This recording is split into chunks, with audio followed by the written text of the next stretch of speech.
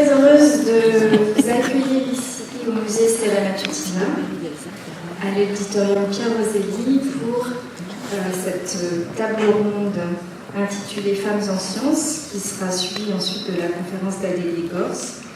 Je suis vraiment très heureuse parce que c'est une thématique qui, me tient à cœur, à tel point que la réunion des musées régionaux que je dirige et qui donc regroupe 4 sites, le musée Stella Matutina, Kélonia, le musée des arts décoratifs de l'Encens indien et la cité du volcan, prévoit dans son programme en 2023 de mettre à l'honneur les femmes scientifiques, et en particulier les femmes scientifiques réunionnaises, à l'occasion de quelques temps forts l'année prochaine. Et nous commencerons normalement le 11 février avec la Cité du Volcan pour la Journée internationale des femmes et filles de sciences. Voilà, donc c'est tout à fait à propos que nous vous accueillons ici. Je remercie l'organisation, donc le Congrès des Deux Infinis, pour cette proposition, et sans plus tarder, je donnerai la parole aux animatrices ici présentes.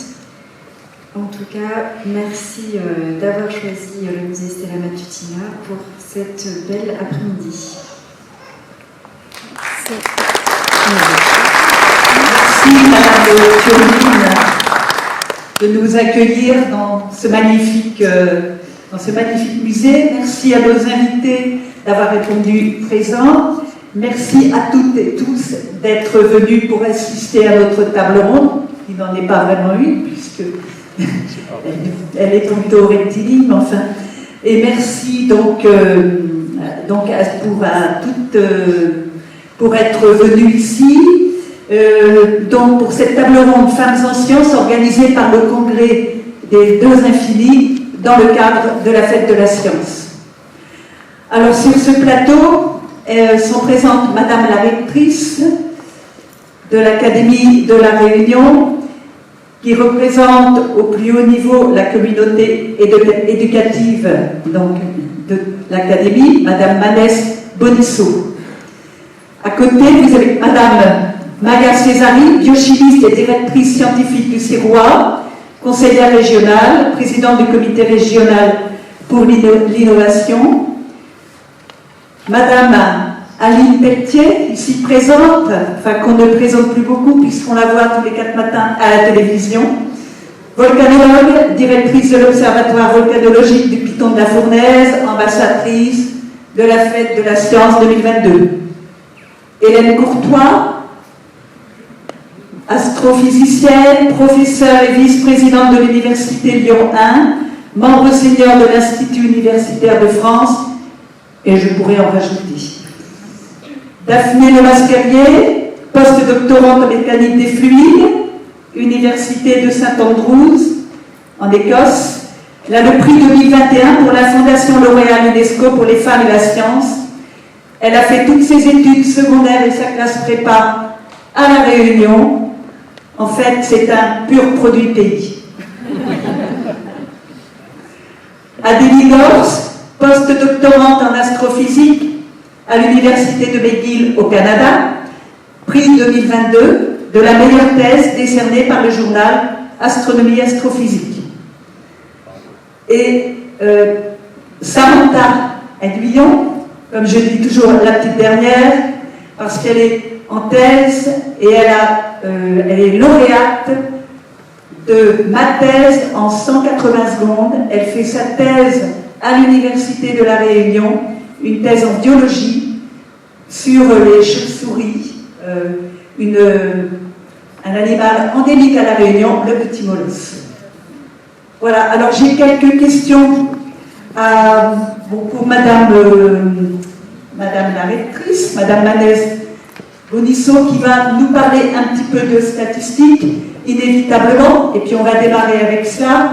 Alors les questions, c'est assez général, on demande quelles sont les proportions filles-garçons en terminale scientifique, et puis sur la plateforme Parcoursup, on se demande les statistiques sur les vœux des élèves vers les parcours scientifiques, et quelques statistiques sur les abandons éventuels au cours de leur première année, ou encore au cours de leur cursus d'études.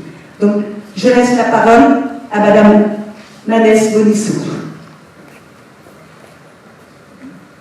Bonjour à tous. Je suis évidemment très heureuse d'être avec vous sur ce thème femmes et sciences. Et je vais bien sûr parler beaucoup de La Réunion et de l'Académie de La Réunion et peut-être un petit peu de l'enseignement supérieur aussi à La Réunion. Très heureuse d'être avec ces femmes de haut niveau, ces femmes brillantes de générations qui viennent un petit peu après moi. Donc je suis très heureuse et très honorée de pouvoir parler avec ces femmes qui sont des expertes et des modèles. Je vais commencer par vous donner un chiffre. On m'a demandé des chiffres. Alors j'ai prévu de vous en donner 10 000. J'espère que ça va, vous êtes réveillés, vous êtes prêts à accueillir ces données, à les noter, à les enregistrer, à les analyser, certainement. Je vais vous en donner un déjà.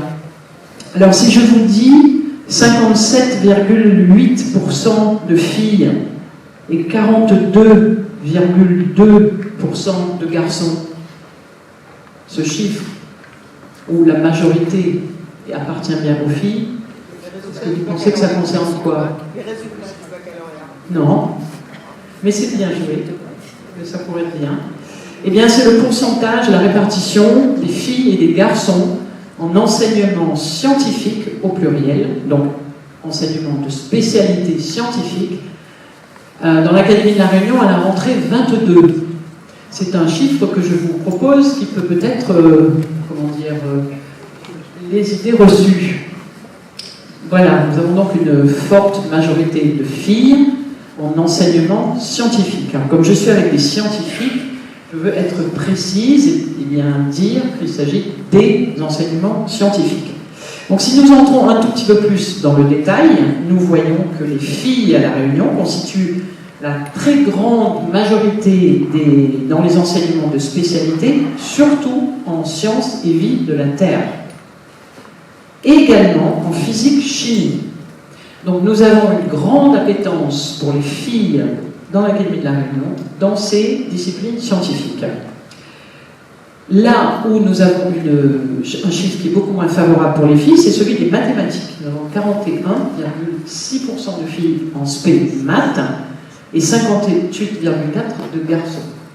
Donc si ces chiffres, je ne vais pas vous assommer de chiffres, même si je vais vous en donner quelques-uns, ces chiffres montrent bien une réalité, peut-être une image de l'Académie de La Réunion, et je pense que cette image est relativement proche de celle que vous pourrez obtenir en regardant les chiffres en métropole. Moi, ce que je veux vous dire, c'est une analyse qui est fondée sur effectivement quelques chiffres. À La Réunion, on constate 2 ou 3 choses. D'abord, les filles réussissent mieux que les garçons. La réussite scolaire des filles est très nettement plus grande que celle des garçons. Je prends l'exemple du DNB, donc on va commencer en fin de collège, pour parler un peu du lycée, du sup après. 100% de réussite des filles au DNB, 85% de réussite des garçons. Le décrochage scolaire, et ce n'est pas les proviseurs qui sont dans la salle qui vont me contredire, je pense, ni les professeurs, le décrochage concerne beaucoup plus les garçons, et beaucoup plus les garçons d'enseignement professionnel que les filles.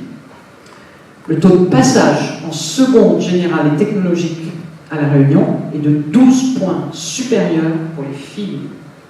Donc les filles réussissent mieux, elles vont plus en voie générale, et elles choisissent les enseignements scientifiques que j'ai cités, mais beaucoup moins l'enseignement de mathématiques que les garçons. En première, et c'est vrai aussi en terminale. Elles sont donc évidemment moins nombreuses en mathématiques et plus nombreuses, comme je vous l'ai dit, en physique-chimie et en sciences et vie de la Terre. Les maths restent donc la discipline sur laquelle nous avons besoin, éventuellement, d'augmenter la féminisation. Nous avons 7% des filles seulement qui choisissent maths expertes, c'est-à-dire qui choisissent vraiment de se spécialiser là dans un parcours enseignement supérieur, qui prépare leur enseignement supérieur en maths. Et nous avons 17% de garçons qui choisissent les maths expertes. Ce qui est intéressant aussi, c'est de regarder ensuite la poursuite d'études. Je leur demande, vous m'avez interrogé là-dessus, poursuite d'études. Nous avons beaucoup plus de filles qui poursuivent leurs études supérieures à La Réunion. Beaucoup plus de filles que de garçons qui continuent en enseignement supérieur. Nous avons 78% de filles versus 71% de garçons. Donc vous voyez, 7 points de plus pour la poursuite d'études. Donc je continue sur la même ligne. Nous avons bien une analyse qui montre que les filles réussissent mieux et poursuivent plus loin que les garçons. Elles poursuivent cependant dans des filières qui ne sont pas nécessairement les filières scientifiques, puisque nous avons en licence 1, une première année de licence à l'Université de La Réunion, nous avons beaucoup plus de garçons. Une exception notable, qui nous permet aussi peut-être d'affiner un peu notre analyse, les filles sont beaucoup plus nombreuses en médecine. 11% de filles, 6% de garçons demandent médecine. Autre ligne, autre point qui renforce encore notre analyse, les filles abandonnent beaucoup moins. Ils ont un taux d'abandon, vous m'avez aussi interrogé là-dessus, un taux d'abandon qui est beaucoup plus fort chez les garçons que chez les filles. Donc on voit bien, pour ne pas encore une fois vous assommer de chiffres, on voit bien que nous avons besoin de travailler, non pas tellement sur les sciences et les enseignements scientifiques, mais bien sur les mathématiques, et dès plus jeune âge. Donc je vais vous parler un petit peu de ce que nous faisons maintenant dans l'Académie pour favoriser l'enseignement des sciences et des mathématiques auprès des filles. Alors d'abord, nous avons beaucoup de ressources nationales. Vous connaissez, je pense comme moi, les ressources du CNRS, le travail de la main à la pâte, pour favoriser, pour avoir vraiment une politique volontariste pour favoriser l'ambition des filles, puisque les filles souvent réussissent mieux, mais ont des carrières ensuite plus courtes, ou bien moins d'ambition dans les choix de leur parcours d'études. On a moins de filles en CPGE, par exemple, en classe prépa que de garçons. Elles vont plutôt choisir la L1, la licence à l'université. Nous travaillons donc sur des programmes qui sont à la fois de fond. Nous formons les professeurs. Nous travaillons bien sûr avec l'association des professeurs de mathématiques pour former les professeurs à instiller dans leurs enseignements une grande attention, une grande vigilance aux questions de genre, aux questions de clichés contre lesquels nous avons besoin de lutter.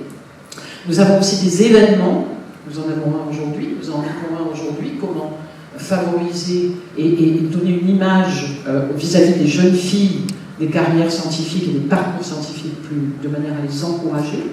Nous avons par exemple à La Réunion le concours que vous connaissez peut-être qui s'appelle Filles et Maths 974, peut-être que vous l'avez connu en tant que lycéenne. Nous avons aussi les concours nationaux, c'est génial, les Olympiades, le concours Volcano Junior qui permet de façon ludique de faire travailler ensemble des collégiens, des collégiennes et des lycéens sur ces thèmes-là. Donc en conclusion, nous avons besoin, et nous le faisons, de donner une image des femmes qui réussissent en sciences, c'est ce qu'on appelle des rôles modèles, et nous avons ici, je crois, quelques exemples, et nous avons entendu Madame la directrice des musées régionaux nous faire part de son projet l'année prochaine de valoriser des femmes qui réussissent en sciences, et nous y contribuerons en ce qui concerne l'Académie. Donc, je crois aussi qu'il est important de ne pas uniquement donner l'image de femmes exceptionnelles qui réussissent en sciences. Réussir en sciences, c'est aussi à la portée de nombreuses jeunes filles, de nombreuses femmes qui ne sont pas forcément toutes des prix Nobel, ou qui peuvent réussir dans des carrières beaucoup plus, tout aussi valorisantes, mais peut-être beaucoup moins rares à obtenir. Voilà ce que je voulais vous dire rapidement, sans trop prendre du temps de parole. Je pourrais peut-être réagir au fil de l'eau, mais en tout cas reprendre à mon compte le fait que réussir en sciences permet effectivement de donner l'image des femmes plus positives, de donner une image aussi de carrière accessible au plus grand nombre de filles, et nous y travaillons en lien bien sûr avec tous les partenaires, y compris l'université. Merci beaucoup. Merci beaucoup. Merci beaucoup. Alors, les femmes sont donc talentueuses. mais on ne les retrouve pas toujours dans le supérieur. Elles sont moins ambitieuses. Donc ici, on a un échantillon de femmes qui ont fait sauter les plafonds de verre et on va s'intéresser à elles. Et pour cela, je laisse la parole à Emmanuel qui va vous... Je m'appelle Emmanuel Tron, donc enseignante de SVT au lycée Pierre-Laloung sur le tampon. Donc je vais poursuivre par quelques questions. Je vais m'adresser à certaines d'entre vous dans un premier temps. Ça ne sera pas tellement figé, on lancera le débat comme ça, puis on verra. Alors pour reprendre cette idée de ce constat, donc, que les femmes ne seraient pas encore suffisamment représentées dans la poursuite d'études et puis dans les noms qu'on retrouve de prix Nobel, surtout dans certains domaines de sciences en particulier. Peut-être pas en biologie ou en sciences naturelles, mais dans certains domaines de sciences, effectivement, on ne retrouve pas cette assiduité, ces femmes qui réussissent. Elles restent quand même assez exceptionnelles. Voilà. Donc, je m'adresse en particulier à nos trois plus jeunes scientifiques qui sont à la table dans un premier temps, donc Adélie Gors, Daphné Le Masquin et Samantha Lyon. Est-ce que vous pourriez déjà nous éclairer sur votre parcours, vos parcours respectifs? Avez-vous, au cours de ce parcours d'études en sciences, des témoignages à apporter, personnels, ou des expériences auxquelles vous auriez pu assister, qui vont dans le sens de difficultés rencontrées par rapport au fait d'être une femme et de se lancer dans les études scientifiques? Et si pas de difficultés, quels ont été les leviers à ce moment-là qui pourraient inspirer notre jeune génération venue écouter, ou les parents venus écouter aujourd'hui? Je vous laisse la parole, à peu près 5 minutes chacune, sans... Voilà. Merci. Alors, qui veut commencer, commence. Donc, on parle à la jeune génération pour l'instant. Donc, Samantha, Adélie ou Daphné, qui veut prendre la parole? Voilà. Bonjour à tous. Merci pour ces questions très intéressantes et ces statistiques qui sont très intéressantes aussi. Merci, Madame la rectrice. Moi, je voudrais justement donner cette image un peu du fait qu'il est tout à fait possible de faire une carrière en sciences en tant que femme sans forcément rencontrer de discrimination directe. Il ne faut pas non plus, c'est pas parce qu'on discute de femmes en sciences qu'il faut s'imaginer que vraiment on nous met des bâtons dans les roues à chaque année de notre parcours et que c'est très difficile. Moi, de mon point de vue, donc j'ai fait mon collège à Terrain-Fleury au Tampon, j'ai fait mon lycée au lycée Roland-Garros, donc lycée général, filière scientifique. J'ai passé un baccalauréat scientifique, spécialité physique-chimie. Donc je rentre dans la case spé physique-chimie où au final les filles sont déjà bien représentées. Je veux dire que j'ai eu... Pour moi, ce qui fait la différence probablement, c'est l'entourage, tout simplement. J'ai eu un entourage familial bien sûr privilégié. Mes parents, ma mère était institutrice et mon père professeur de physique-chimie. Donc forcément, j'étais dans un environnement familial où on faisait la part belle aux sciences. Donc tout de suite, c'est forcément beaucoup plus facile quand on est encouragé par son environnement à faire des sciences. Et je pense que le rôle des professeurs aussi est vraiment déterminant. Pas forcément avoir un professeur exceptionnel dans une matière scientifique qui va nous créer des vocations, mais avoir des professeurs tout simplement qui nous soutiennent dans nos démarches, dans ce qu'on a envie de faire, qui nous encouragent, qui nous disent pas non mais les mathématiques c'est pas pour toi, ou alors arrête de penser aux étoiles, voilà, concentre-toi sur des choses plus concrètes. Non, voilà. Le rôle des professeurs est, je pense, vraiment important, surtout dans les études secondaires. Voilà. Et oui, entourage, familial, professeur, voilà, je pense que c'est des choses qu'il faut vraiment souligner. Et au niveau du parcours, c'était donc après le lycée? Alors après le lycée, j'ai fait la prépa BCPST au Tampon. Et là, je pourrais dire, peut-être que j'y réfléchis de temps en temps, je me dis, est-ce que j'ai fait une BCPST parce que ça me semblait plus approprié pour une femme de faire une BCPST plutôt que de la BCSI. Là, peut-être au niveau du choix de la classe prépa, peut-être, mais bon, c'est dur a posteriori de revenir là-dessus et de vraiment déterminer ce qui a fait mon choix. Mais voilà, j'ai fait classe prépa BCPST et après, je pense qu'on détaillera les parcours ultérieurs. Oui. Merci. Alors bonjour à tous. Merci pour ton témoignage, Daphné. Je voudrais revenir un petit peu dessus parce que c'est rigolo. Moi, j'ai fait un bac scientifique aussi, on pourra y revenir, mais j'ai fait une prépa physique-chimie. Et je me suis fait la même remarque, je me suis dit peut-être que j'ai pas fait maths physique parce que je me suis dit que j'étais pas assez forte. Ça peut vraiment aller à tous les niveaux. Mais ce que je voulais dire aussi, c'est que, pareil, j'ai eu de la chance, j'ai pas eu de problème, disons, majeur qui m'ait vraiment empêché de poursuivre les études que je voulais suivre en sciences. Mais il y a peut-être quelque chose qui joue un peu, c'est plein de petites choses qu'on remarque. Et on le réalise peut-être pas tout de suite, mais quand elles s'additionnent, je pense qu'au fond de notre tête, ça joue quand même, ça nourrit un complexe de l'imposteur qui est parfois très développé. Et ça, je l'ai eu tout le long de mes études, et puis encore même maintenant en recherche. Voilà, on remarque que dans notre classe prépa, on est en minorité. On remarque quand on regarde nos profs, que tous nos profs c'est des hommes. Enfin, moi, en tout cas en prépa, tous mes profs c'était des hommes, sauf ma prof d'allemand. Voilà.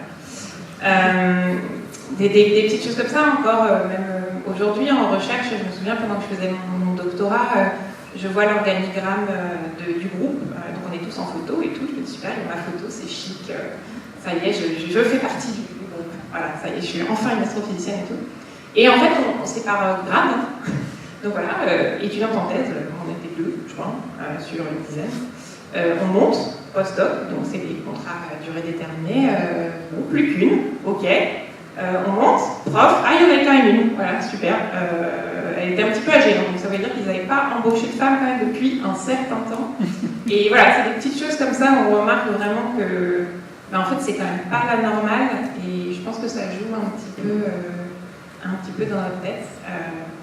Après, oui, moi j'ai beaucoup eu de soutien de ma famille aussi, quelques profs super, même si j'en ai un qui me disait tu devrais faire, tu es forte en maths, tu devrais faire Polytechnique, tu serais super dans la jupette. Bon, parce qu'il y a un uniforme, et les femmes, je ne sais plus si c'est encore le cas, ils n'ont pas changé. En tout cas, à l'époque, les étudiants de Polytechnique, elles avaient une jupe et les hommes, ils avaient une. Oui, donc voilà. Ah oui, mon parcours, pardon. Donc j'ai fait un bac scientifique option maths quand même. Après j'ai fait une prépa physique-chimie en métropole à Paris. J'ai intégré une école d'ingénieurs. Paris, on n'était pas énormément de filles, mais ça crée une espèce de sororité un petit peu que j'aime bien, qui peut être un des côtés positifs de choses qui ne sont pas forcément à la base. Et ensuite je suis partie faire un master en Angleterre pour faire des choses un petit peu plus fondamentales, de physique fondamentale. Et puis j'ai poursuivi en doctorat donc à Londres et en partenariat avec la France aussi à l'université Paris-Saclay. Et puis j'ai fini il y a 2 ans à peu près. Et maintenant je fais de la recherche au Canada. Voilà. Merci. À toi, Sandrine. Bonjour à tous. Merci pour toutes les informations qui ont été données. Donc moi, j'ai un baccalauréat scientifique, spécialité sciences de la vie. Donc je rentre dans cette classe où il y a énormément de filles, et c'est vrai que j'ai toujours été entourée de filles, puisque j'ai fait une classe préparatoire BCPST pour être vétérinaire à l'époque, et ensuite j'ai shifté vers une licence de biologie, sciences de la vie, où là on était, on va dire, la parité, à peu près, autant de filles que de garçons. Donc, toujours entourée, et là en master on était carrément sur 14 personnes, on était 11 filles. Donc j'ai vraiment toujours été entourée de filles.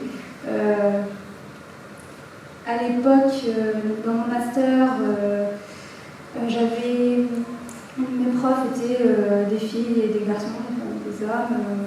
Et ensuite, donc j'ai fait un doctorat en écologie de la santé. Donc, je suis dans un laboratoire de virologie à l'heure actuelle. On est beaucoup plus de doctorantes que de doctorants. Il y a beaucoup de chercheuses. On a même une directrice adjointe. Mais c'est vrai que plus on monte et plus on voit que les directeurs de labo sont des hommes. Mais c'est vrai que moi j'ai toujours été entourée de femmes. Bon, merci. Merci beaucoup pour ce premier temps des questions. Je vais maintenant m'adresser à nos scientifiques qui sont là et qui ont de hautes responsabilités dans leurs postes respectifs. Hélène Courtois, Maya Césari, Aline Pelletier. Donc ces questions s'adressent à vous, mais on pourra interagir si besoin avec les autres. Avez-vous connu des freins en tant que femme pour accéder à vos postes à responsabilité, qui fait bien sûr la transition avec ce que tu viens de dire, Samantha. Et deuxième question, est-ce qu'au quotidien, vous percevez des différences hommes-femmes dans les situations professionnelles quotidiennes? Voilà. Et puis, je peux rajouter une question, parce qu'il y a des universitaires. Est-ce que vous remarquez ces disparités filles-garçons au sein des universités, tant au niveau des équipes pédagogiques qu'au niveau des étudiants? Merci pour vos réponses. Je peux commencer avec d'abord une petite phrase d'introduction pour vous présenter à l'Observatoire volcanologique un petit peu nos effectifs, pour vous montrer qu'effectivement il y a aussi beaucoup plus d'hommes à l'Observatoire volcanologique dans les métiers de l'ingénierie. Donc on est une équipe de scientifiques et d'ingénieurs. Au niveau des ingénieurs, c'est uniquement des hommes, c'est 100% hommes. Mais par contre, les choses sont en train de changer au niveau de l'équipe scientifique.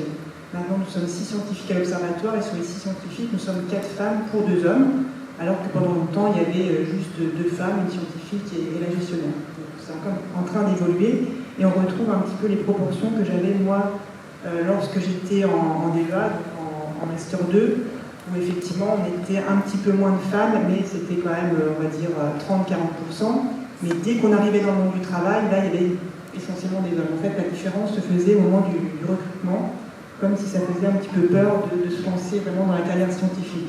Jusqu'au doctorat DEA, ça allait, mais une fois qu'on allait au-delà, là, les écarts se creusaient. Donc là, je vois que ça change un petit peu. Je vois aussi, quand je suis dans les commissions de recrutement de maîtres de conf ou de professeurs, là aussi, il commence à y avoir de la parité au niveau des candidatures et même des recrutements. Donc on voit, enfin moi personnellement, je vois une évolution pour mathématiques en volcanologie. Les choses sont en train d'évoluer dans le bon sens. Pour revenir sur les questions, des freins. Moi personnellement, je n'ai pas eu de frein, que ce soit pendant mon cursus, ou pendant ma carrière scientifique, ou pour l'accès au poste à responsabilité. Ça a toujours été relativement, pour moi ça me paraissait simple et linéaire, donc je n'ai pas eu de frein spécifique. Et là aussi, pour redonner un petit chiffre, lorsque j'ai pris le poste de directrice de l'Observatoire volcanologique en 2016, les 3 observatoires volcanologiques français étaient dirigés par des femmes. Donc là, c'était du 100%. Donc 3 grands gros postes à responsabilité par des femmes. L'Observatoire d'Hawaï était dirigé par une femme, celui du Vésuve aussi. Donc on voit quand même que ça change. Donc pas de frein spécifique, même pendant mes études, comme ma collègue à gauche le précisait. Dès qu'on est soutenu, dès qu'on a vraiment aussi un objectif, je pense que c'est important d'avoir la vocation. Et dès qu'on a une vocation, moi je sais que je savais que je voulais faire ce métier-là dès que j'étais en 3e, et j'ai tout fait pour faire ça, et donc du coup, quand on a la vocation, on reste dans notre objectif, et voilà, le soutien. Et même si on n'est pas encadré par des parents qui sont profs ou instit, on peut y arriver aussi, donc ça aussi c'est important de le dire. Moi je viens d'un milieu assez modeste, on peut réussir même si on vient d'un milieu qui n'est pas scientifique. Deuxième question, par exemple. Percevez-vous des différences hommes-femmes au quotidien dans les situations professionnelles, sur le terrain, en géologie particulièrement, par exemple? Alors là aussi, pareil, je n'ai pas d'exemple concret. Au contraire, c'est plutôt de la bienveillance peut-être. Beaucoup de respect. Voilà. Respect, je ne sais pas, mais de la bienveillance, voilà. Mais pas de frein, pas de tact inapproprié, parce qu'on peut aussi avoir des actes inappropriés. Donc non, je n'ai pas d'exemple en tête. Merci. Il y avait une 3e question. Alors c'était pour au niveau universitaire, sur les équipes éducatives, les étudiants. Alors voilà, ouais, j'ai passé la collègue qui a des chiffres. La vice-présidente de l'université.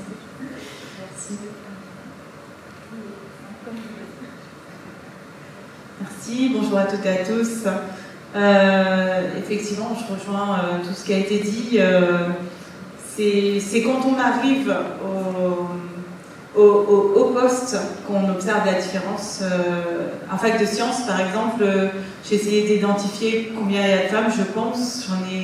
J'en ai comptabilisé 2, mais je pense qu'il y en a 3. 3 femmes professeurs à la fac de sciences de La Réunion. Il doit y avoir une quinzaine de professeurs en tout, donc on est à peu près à un cinquième. Les directeurs d'unités mixtes de recherche de l'Université de La Réunion sont en très grande majorité, comme le disait Samantha, dirigés par des femmes. Et c'est des sujets qu'on va retrouver, enfin, c'est des pourcentages qu'on retrouve également en politique. Les chambres consulaires sont à 100% présidées par des hommes. Les intercos sont présidés à 100% par des hommes. On a 3 femmes maires, enfin, c'est une nouveauté, une femme présidente de région. Mais la CPME, la DIR, le MEDEF, toutes ces présidences syndicales sont présidées par des hommes. Donc on va le retrouver vraiment ça. Et en politique, je trouve que c'est encore plus dur qu'en sciences. En politique, si vous êtes une femme et que vous pouvez être le pot de fleurs de la table, ça conviendra très bien aux hommes. Donc on vous le fait très clairement savoir. En sciences, j'ai beaucoup moins ressenti ce problème-là. J'ai même eu la chance, on peut dire, d'être poussée et portée par des hommes. Moi, j'avais fait la première thèse de biologie moléculaire de La Réunion dans le domaine de la santé, et j'avais besoin d'utiliser la radioactivité en fait pour marquer les ARN, puisque je dosais les ARN, et les méthodes de dosage que l'on a actuellement n'existaient pas à l'époque, la RT-PCR quantitative dont on parle beaucoup depuis le Covid notamment. Et donc j'utilisais la radioactivité. Le seul lieu où on pouvait utiliser la radioactivité à La Réunion, c'était le service de médecine nucléaire du CHU, enfin c'était pas un CHU d'ailleurs à l'époque, c'était un centre hospitalier départemental. Et donc j'avais demandé au chef de service de me laisser un petit coin de paillasse pour pouvoir faire ma thèse dans son laboratoire, qui n'était pas du tout un laboratoire de recherche. On ne faisait pas de recherche à l'époque à l'hôpital, et j'ai été la première à commencer à faire de la recherche à l'hôpital. Et c'est pour ça qu'après, le président de l'université m'a dit, on doit installer un cyclotron à La Réunion, je te donne la charge de porter ce projet d'implantation d'un cyclotron à La Réunion. Et c'est peut-être l'incapacité de dire non qui a fait que j'ai porté sans complètement croire en moi et en ma capacité. Mais après, à un moment donné, c'est aussi le sérieux des filles et le sens des responsabilités qui fait que il faut assumer la tâche ensuite. Et ça m'a beaucoup porté, en tous les cas, ça m'a beaucoup ouvert sur ces questions justement de lutter contre son propre syndrome de l'imposteur, comme vous le disiez tout à l'heure. C'est vraiment, je pense qu'en tant que fille, il faut qu'on saisisse les opportunités qui nous sont offertes et qu'on garde confiance en nous. Et il n'y a pas, en fait, il n'y a pas de personne qui soit plus brillante ou moins brillante, c'est juste une question de passion et de travail. Et en politique, c'est pareil. J'ai aussi souffert du syndrome de l'imposteur en politique, à me dire que sûrement les autres savent mieux que moi. Et finalement, en grattant un peu, on s'aperçoit qu'on peut être tout à fait à la hauteur. Donc, moi, j'invite en tous les cas toutes les jeunes filles à prendre toute la place qu'elles méritent. Et c'est pour ça que j'interviens parfois dans les collèges et les lycées, une fois avec Sciences Réunion aussi, pour justement faire valoir la place des femmes en sciences. C'est important. Alors, moi, j'ai dû potasser pour cette table ronde, parce que déjà, je me suis demandé pourquoi on n'invitait que des femmes à une table ronde sur les femmes en sciences. Parce que je pense que j'ai pas mal de copains qui savent des choses et qui auraient été aussi légitimes que moi. Du coup, j'ai potassé un petit peu.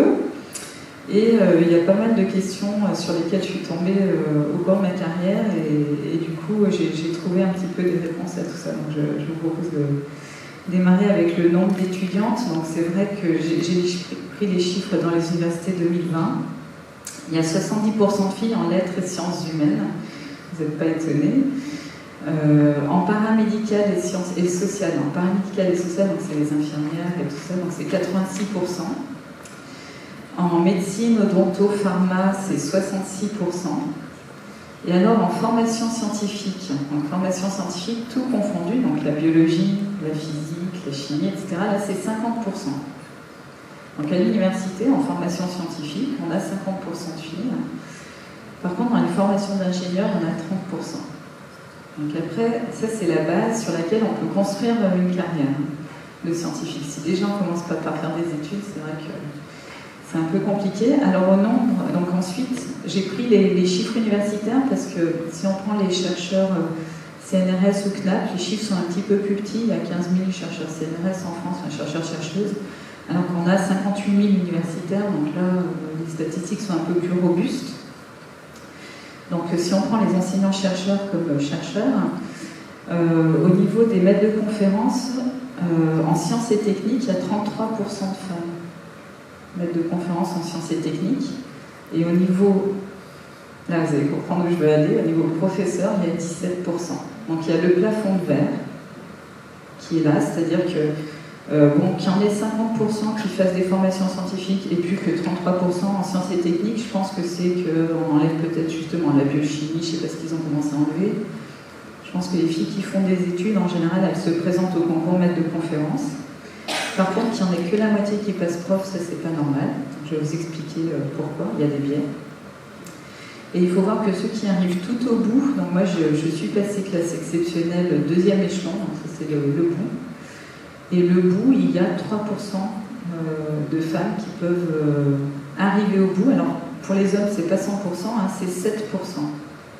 Donc en fait, tout le monde n'arrive pas à ce grade-là, mais les chiffres montrent qu'il y a encore un biais de sélection jusqu'au bout. Alors, les biais de sélection, tu en as parlé rapidement, tout ça c'est des jurys. Il faut se présenter devant des jurys, il faut poser son dossier, il ne faut pas avoir de syndrome de l'imposteur où il ne faut pas se freiner, parce qu'il faut écrire son dossier, il faut le poser, puis il faut aller le défendre, parce qu'en fait c'est une audition, par exemple, le concours professeur. Donc tout ça, on connaît aujourd'hui qu'il y a plein de biais de stéréotypes qui sont ce qu'on appelle des biais sexistes lors des concours de recrutement. Et il y a au moins 2 universités en France, Sorbonne Université et l'Université de Aix-Marseille, qui ont développé des études sociologiques sur ces biais pour ensuite que les concours de recrutement soient formés. Alors, on regarde une vidéo tout seul chez soi avant de participer au jury. Ensuite, on fait un auto-quiz qui nous permet de nous connaître, de savoir quel type de stéréotype on a. Parce qu'il faut savoir que depuis à peu près 2013, on met des femmes dans les jurys. Donc ça, c'est la loi sur la parité des jurys, la loi sur la parité des élections universitaires ou même dans les listes des universités, il faut qu'il y ait un homme, une femme, comme pour les élections. Voilà. Donc il y a des choses qui sont... Il y a des femmes dans les jurys, mais on a des biais. Les femmes, pareil que les hommes, mettre des femmes dans les jurys ne suffit pas. En plus, parfois, certaines femmes ont une carrière très difficile et ne sont pas forcément très gentilles avec les jeunes femmes qui vont se présenter. Il y a des biais, il y a des gros biais implicites de stéréotypes. Et puis, il y a des biais qu'on peut... Alors, le fait de prendre conscience qu'on en a, en général, suffit à ce que ce biais-là n'arrive pas pendant le jury. Donc ça, c'est des sociologues qui le montrent. Si on ne sait pas, on a un biais sexiste implicite, c'est-à-dire qui a été mis dans notre tête à un moment donné. Donc c'est des quiz d'association. Par exemple, femme, maîtresse, homme, pompier. En fait, c'est des flashs, des mots qui passent, et on doit appuyer avec des doigts très rapidement. Et en fait, on regarde à la fin les biais implicites qu'on a. Donc ça marche assez bien. Excusez-moi, j'interviens. Ce que je voulais dire, c'est que donc, il y a des vidéos, donc des quiz. Ouais. Et comment vous avez eu accès à ces quiz? Donc c'est obligatoire maintenant. Ah, d'accord. Donc depuis très peu d'années, hein. Ça fait 2-3 ans. C'est semi-obligatoire. Je sais que dans mon université, on ne le fait pas. À Lyon 1, on ne regarde pas les vidéos. On ne fait pas passer les quiz au moment des jurys. Donc, effectivement, il faut savoir qu'il y a ce genre d'outil. Voilà, ces vidéos sont sur YouTube. Vous pouvez faire le test ce soir. c'est Sorbonne Université ou l'Université d'Aix-Marseille. C'est des vidéos à regarder, des quiz à faire. Donc voilà. En fait, ce que je voudrais vraiment dire, c'est que l'inégalité genrée dans les universités françaises, elle ne s'hérite pas. Hein, parce que souvent on dit oui, mais les femmes sont arrivées à l'université plus tard. Alors c'est vrai que moi non plus, et j'ai demandé à mon mari qui a fait les mêmes études que moi de physique, j'ai jamais eu une prof femme à l'université, jamais. Dans toutes mes années d'université, j'ai vérifié cet après-midi pour être sûre, mais Denis m'a dit non, on n'a jamais eu de prof femme. Hein. À l'université de Grenoble, c'est quand même une grosse université de physique. Bah ouais, mais c'est la vérité.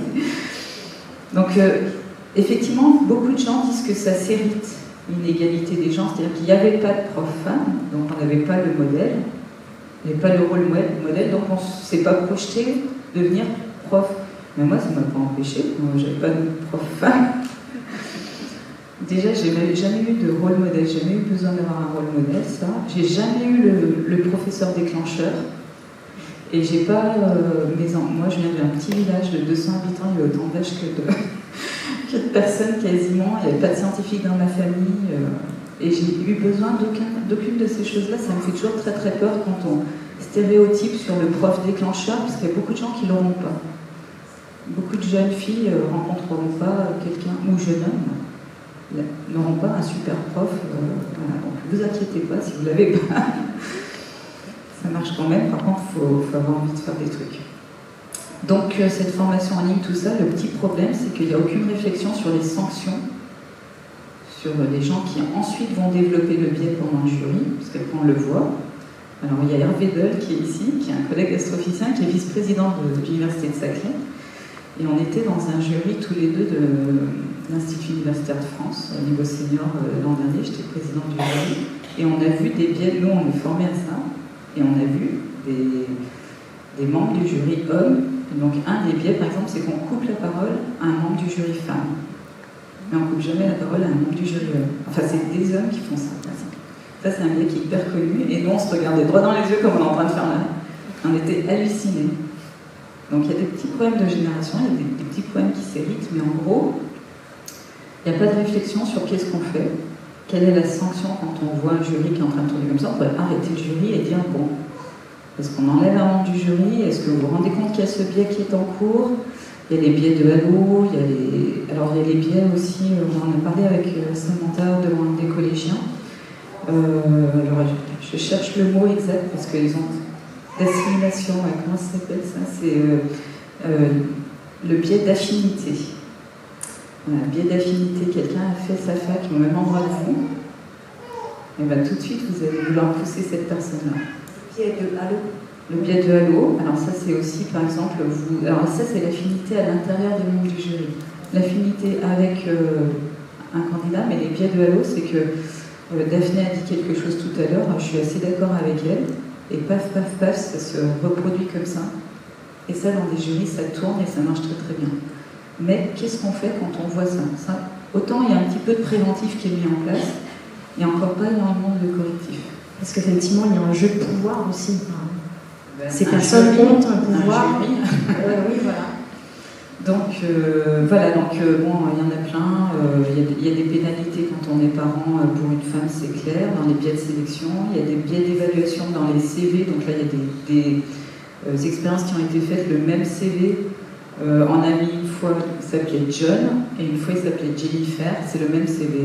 Ils ont juste changé le prénom. Ils l'ont envoyé pour un recrutement à 10 universités. Ils l'ont envoyé pour un recrutement à 10 universités. John était toujours beaucoup plus compétent que Jennifer. Mais c'est hallucinant.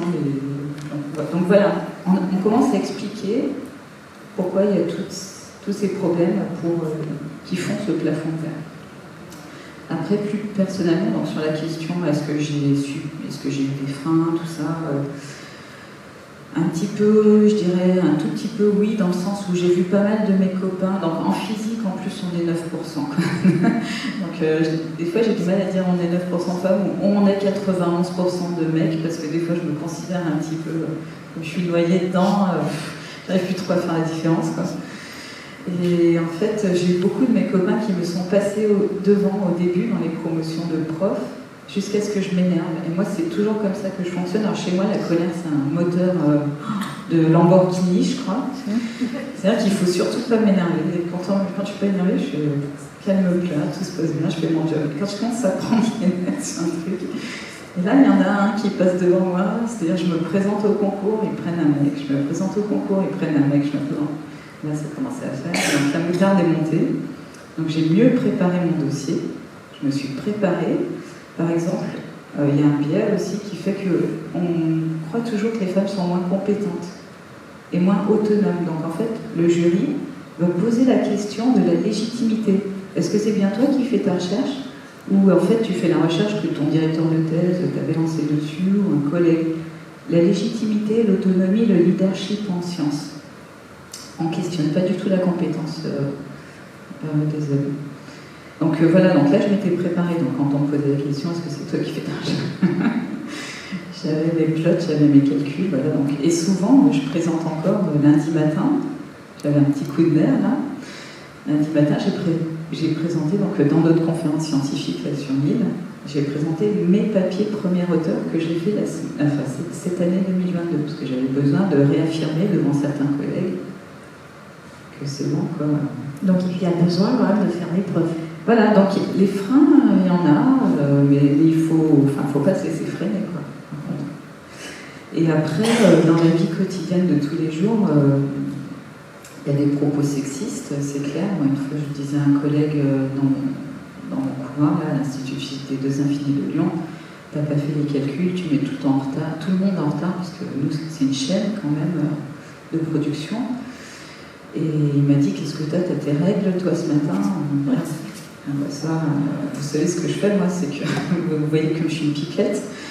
Donc, vous pouvez être sûr que ce jour-là, tout le bâtiment l'a su. Quoi. Cette phrase-là, je l'ai répétée, je ne l'ai pas déformée, mais je l'ai répétée immédiatement. Il ne faut surtout pas garder, parce que c'est ça la méthode corrective. Parce que pour soi, déjà, ça ne nous atteint pas, et deux, la personne sait que c'est assez su, donc il ne le refera pas. Moi, je reçois des mails, par exemple, qui ne sont pas appropriés. Qu'est-ce que ce mail-là, je peux vous dire qu'il repart sur 15 personnes. Parce qu'à nouveau, la personne qui a envoyé le mail ne le refera pas. Parce qu'en fait, c'est parti chez les directeurs, directrices, tout ça, bien sûr, mais aussi chez les collègues qui connaissent la personne.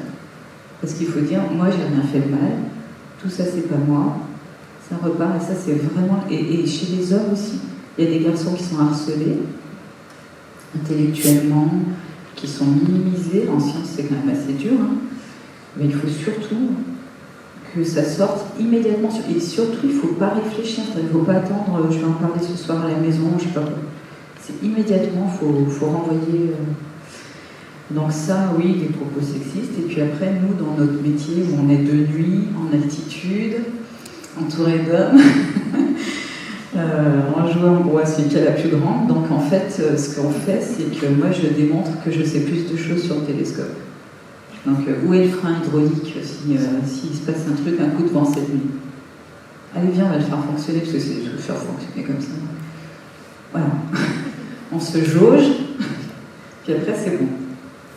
Mais sinon, une fois, je suis arrivée dans un télescope à Hawaï, où le technicien de nuit n'était pas content du tout que ce soit une femme qui serait maître de la nuit, qui avait décidé où on allait pointer, ce qu'on allait pointer, tout ça. Donc il avait sorti un catalogue d'armes, un catalogue d'armes à feu et d'armes blanches, et il le feuilletait. Pour me faire peur, en gros. Voilà, c'est ce genre d'attitude. Donc je lui ai dit, tu fermes ce truc-là, tu dois faire ça, fais ça, fais ça. Je l'ai surbooké toute la nuit, alors le pauvre. Je lui ai pourri sa nuit, quoi. Mais alors, il ne fallait pas m'énerver sur ça. Enfin, il ne fallait pas jouer à ça, quoi. Donc il faut surtout, moi, si j'ai deux mots à vous dire aux jeunes et aux autres, c'est action-réaction. Action-réaction. Pas réfléchir, il faut vraiment... Oui, ben justement, voilà. Pour les conseils, justement, on va passer aux conseils. Je m'adresse à tout le monde, y compris Madame la rectrice. Quels conseils auriez-vous à donner aux jeunes, aux parents qui sont là dans la salle, pour se lancer dans les études scientifiques, persévérer s'il faut persévérer, enfin, quels conseils vraiment importants pourriez-vous donner? Puis on va ouvrir les questions au public. Le moment pour le public aussi d'échanger avec nos femmes en sciences. Avant de répondre à cette question, je voudrais juste parler de cette question des jurys qui a été évoquée par le professeur Courtois. Il est important de savoir que cette question des biais de recrutement, elle est quand même bien identifiée maintenant, en tout cas dans la fonction publique, mais je pense dans le privé aussi, moi je parle du public que je connais mieux, et il est théoriquement obligatoire que tous les membres de jury de recrutement soient formés avant de participer au jury à ces questions de biais de recrutement. Alors, il n'y a pas que le biais homme-femme, il y a aussi les biais ethniques, il y a un certain nombre de biais dans les recrutements auxquels tous les membres de jury de recrutement doivent être formés. Moi, j'ai présidé des jurys de recrutement d'enseignants, les CAPES, dans toutes les disciplines possibles. Les présidents de jury et les membres du jury doivent tous être formés. Alors, ça ne se fait pas toujours systématiquement, mais c'est quelque chose qu'il faut pousser parce que c'est une obligation légale. Alors, quant à la reprise, la question que vous avez posée, elle est très importante. C'est-à-dire, quand on voit un membre de jury, vous avez parlé de action-réaction, vous êtes un membre de jury et vous êtes dans une commission où un membre de jury ne respecte pas ça, c'est le rôle 1 on appelle ça pivot de commission dans les jurys de CAPES, ça doit avoir un autre nom dans les autres jurys, mais il faut qu'il en soit informé et qu'il le remonte au président du concours. Quelqu'un qui est dans un jury, il n'est pas membre de droit, et si les règles de respect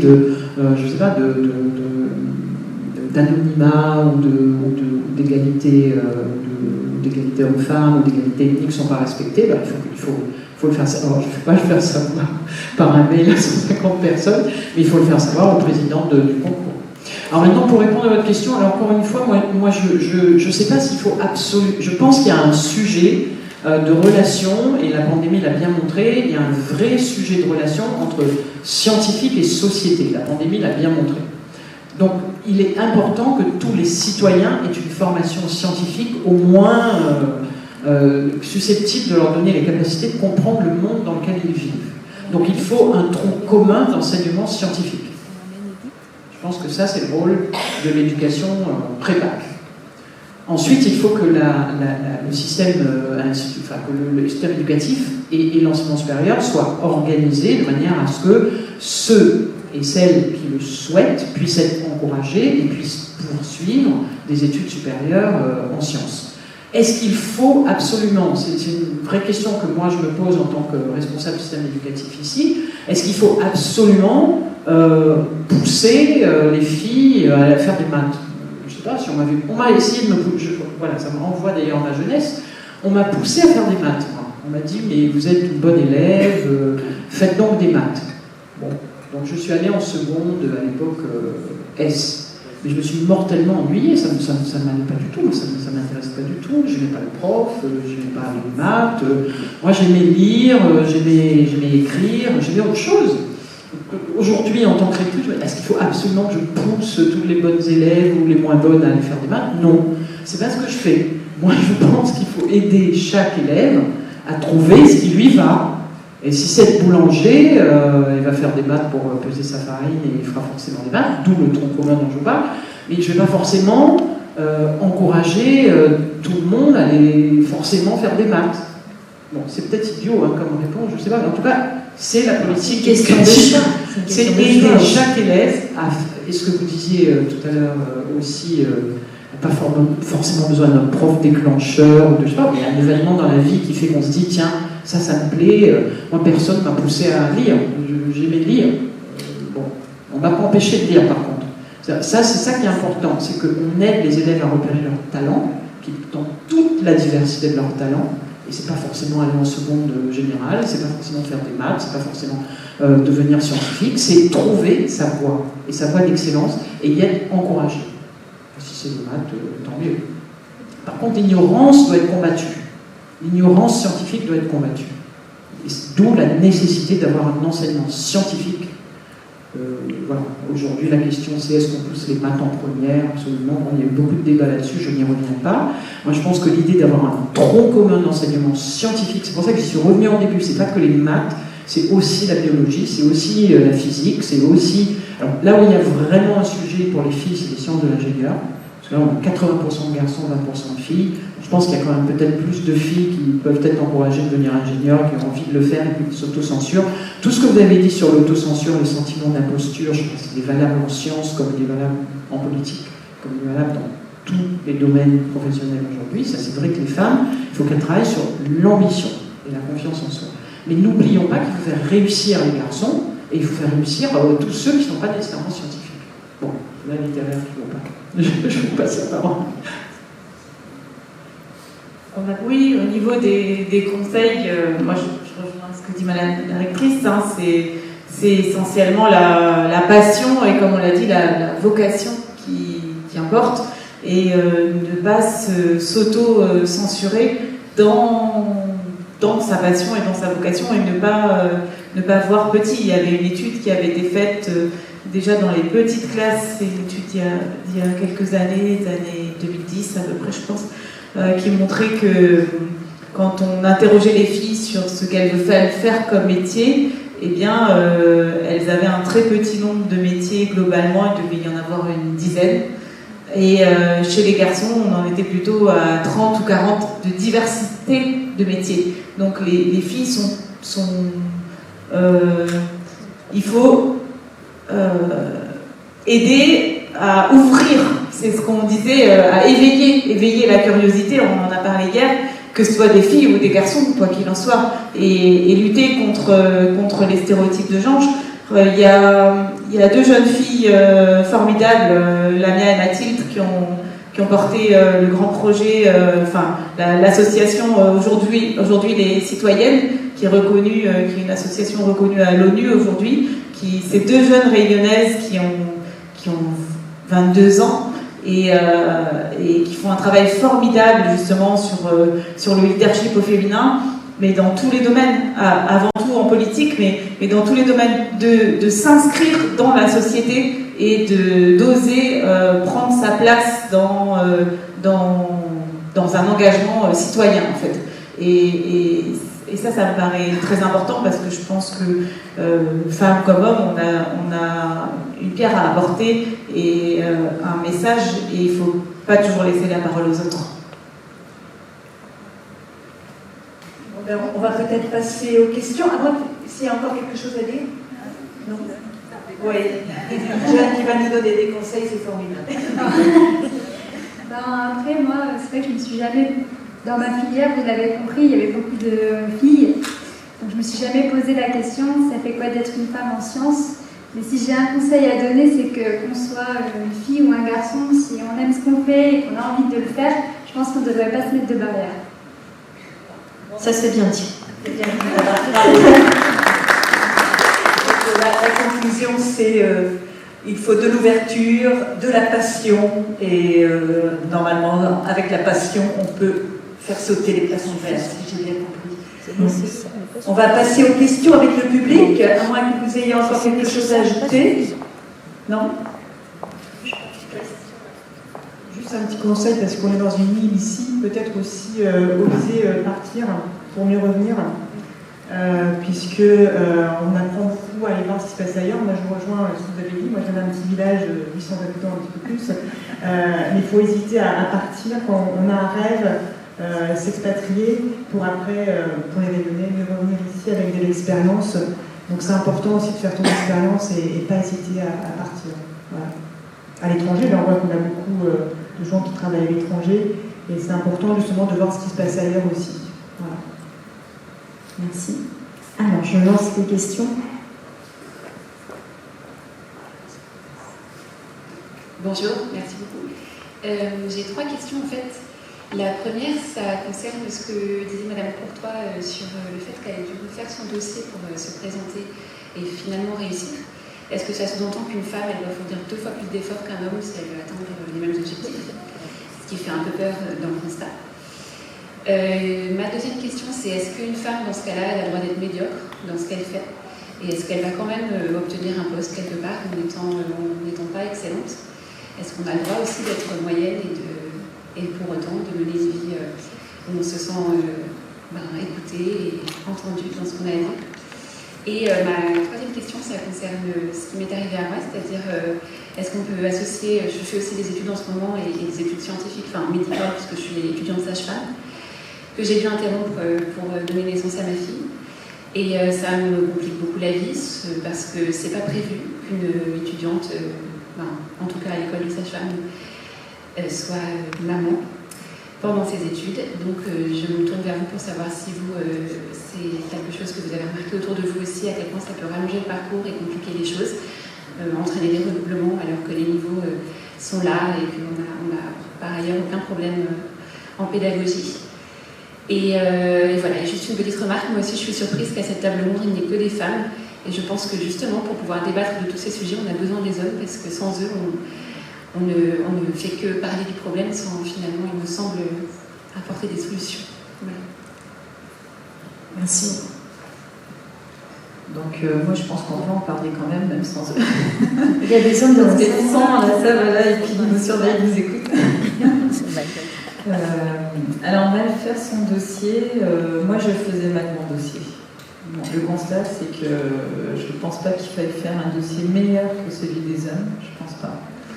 Par contre, je pense qu'il faut prendre conscience de ses défauts et que, oui, on a le droit d'être moins bon dans certaines disciplines, médiocre, je sais pas si on a le droit d'être médiocre, mais on a des défauts et moi je pense que je faisais mal mon dossier. Peut-être je mettais mal en avant le fait que c'était mes compétences et que c'était ça qui était mal jugé après dans le jury. Donc, c'est vrai que quand on connaît les biais, on peut préparer son dossier en anticipant les biais justement.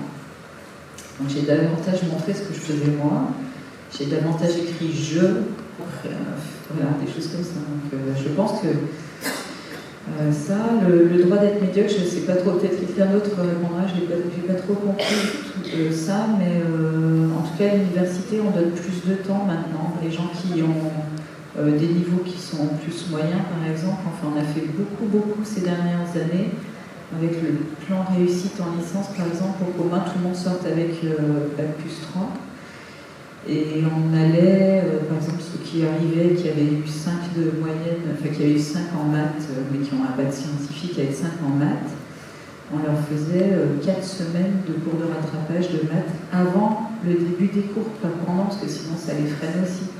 Donc je pense qu'aujourd'hui, il est quand même admis qu'on essaye de remonter tout le monde à un certain niveau. Et ensuite, le fait que ça ne soit pas prévu de faire ses enfants pendant ses études et tout ça, aujourd'hui aussi, je pense qu'il y a eu un petit peu de modernité là-dedans. Déjà, on a le droit de faire des césures, ce qui n'existait pas.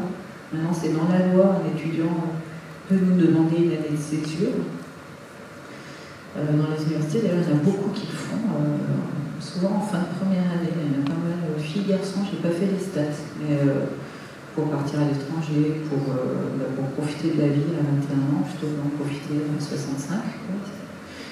Donc ouais, je trouve ça vraiment bien. Les garçons, maintenant, moi je sais que j'ai tout vu, je crois, dans mon métier, des nanas qui allaient jusqu'à 2 semaines avant l'accouchement, parce qu'il ne faut surtout pas être différent des hommes, et qui revenaient 2 semaines après l'accouchement. À l'Observatoire de Lyon, je me disais c'est pas comme ça qu'il faut faire. Mais bon, qui s'occupe d'un bébé de 2 semaines, sincèrement, en tout cas c'était pas ce que je voulais faire moi. Et ce qu'on dit maintenant au niveau européen, parce que je fais aussi des expertises au niveau européen de dossiers de gens qui demandent des bourses de recherche, on demande des carrières qui ont été, on réévalue sa carrière. Par exemple, moi, pendant 3 ou 4 ans, je n'ai pas publié, donc j'écris maintenant. Si j'écris ma carrière, je dis de telle époque à telle époque, pour raison de santé, parce qu'une maternité, c'est une raison de santé, en fait, mais un homme peut avoir la sclérose en plaques pendant 3 ans et pas publier. Voilà. Donc maintenant, on écrit de 2000 à 2004, par exemple, je n'ai pas beaucoup publié ou pas en premier auteur. Personne n'a besoin de savoir que j'ai eu 3 gamins, que j'étais couchée. C'est pas ça qu'on demande du tout. On ne demande pas la vie des gens, leur intimité. On demande que le CV explique exactement. Et par exemple, en Australie, pour les demandes ARC, donc c'est le Research Council d'Australie, comme le CNRS, ils demandent de compter, par exemple, nous, les enseignants chercheurs, on a 30% de notre temps, 50% de notre temps pour faire de la recherche par rapport à un CNRS. Donc en fait, on doit recommencer, on doit compter depuis la thèse combien de temps équivalent d'années de recherche on a eu. Ça m'a halluciné, moi j'étais arrivée à 14 sur 30 ans. Et on compte tout, donc on compte les congés parentaux, les congés pour maladie, le congé pour s'occuper d'un enfant handicapé, ça peut être un homme. Et donc, par exemple, maintenant, dans les jurys, il est interdit de parler de l'âge de quelqu'un. Si quelqu'un demande une bourse de recherche pour 5 ans, qu'il a 65 ans, qui peut dire s'il s'est occupé d'un enfant handicapé pendant 10 ans, que ce soit un homme ou une femme? Donc aujourd'hui, on évalue des niveaux de maturité de carrière scientifique, en essayant de prendre en compte. Mais il faut que la personne le mette dans son dossier, on ne peut pas aller le chercher. Donc voilà, les choses évoluent un petit peu comme ça.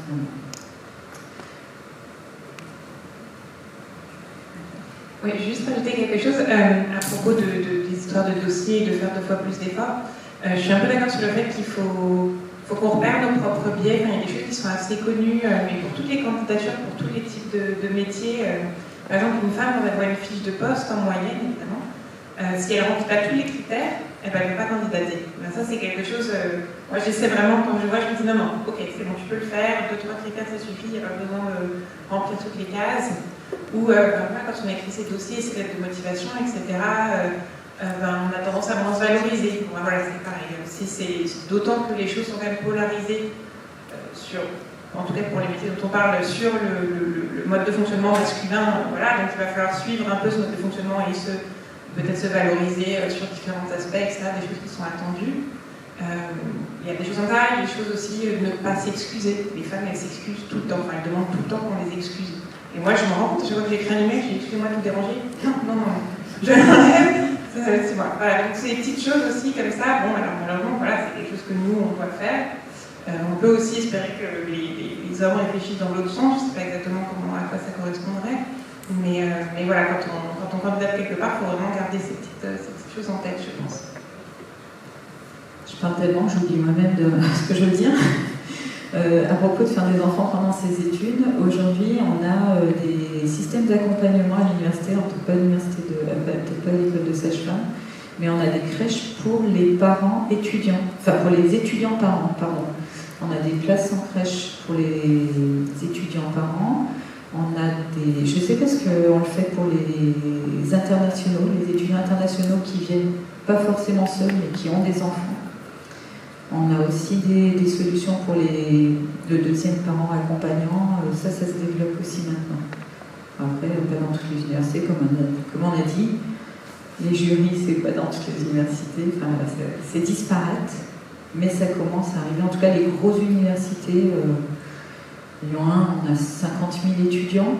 On est le deuxième employeur de la région Rhône-Alpes, quand on compte le nombre de profs et tout ça. Enfin, on est aussi gros qu'une très grosse entreprise. Le premier employeur, c'est les Hospices Civils de Lyon. Donc, je veux dire, quand on fait fonctionner une entreprise. Et donc, pour nos 4000 employés, enfin, forcément, on a une crèche, forcément, on a des choses. Donc, maintenant, on a un service social pour les étudiants, un service psychologique depuis la Covid.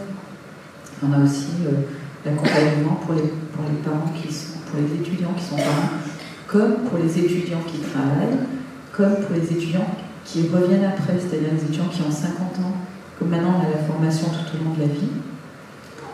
Un chef d'entreprise en boulangerie, par exemple, qui a que des gens qui ont un M2 sous lui, ou un M1, et qui n'a pas fait d'études, il a besoin de venir passer un master en technique agroalimentaire pour montrer que c'est quand même le patron, la patronne. Donc, maintenant, on accompagne des gens quand même de tous âges et de plus en plus dans toutes les situations. Après, il faut trouver les bonnes personnes dans une université. C'est des grosses boîtes. Pas toujours facile de trouver la bonne personne, mais souvent, il y en a une. D'autres questions ?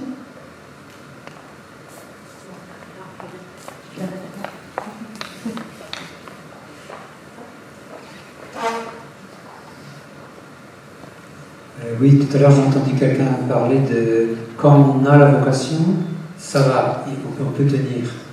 Moi, mon problème, c'est comment on peut la conserver chez les plus jeunes. Moi, je suis prof en lycée, j'ai quasiment que des garçons parmi les élèves. J'interviens parfois dans le premier degré, et là je vois énormément de filles qui sont passionnées par tout ce qui est scientifique, qui s'imagineraient bien un jour avoir des éprouvettes, à manipuler, des choses comme ça. Et apparemment, il se passe quelque chose au collège qui fait qu'une fois qu'elles arrivent au lycée, elles ont plus envie d'aller travailler dans le social, dans le tertiaire, je sais pas. Donc la question c'est ça, c'est comment on peut faire pour une fille qui adore les sciences, même les sciences dures, quand elle n'est pas encore au collège, qu'elle puisse s'accrocher, tenir, et dire tiens oui, c'est vraiment ça que j'ai envie de faire, et faire les choix en conséquence au lycée.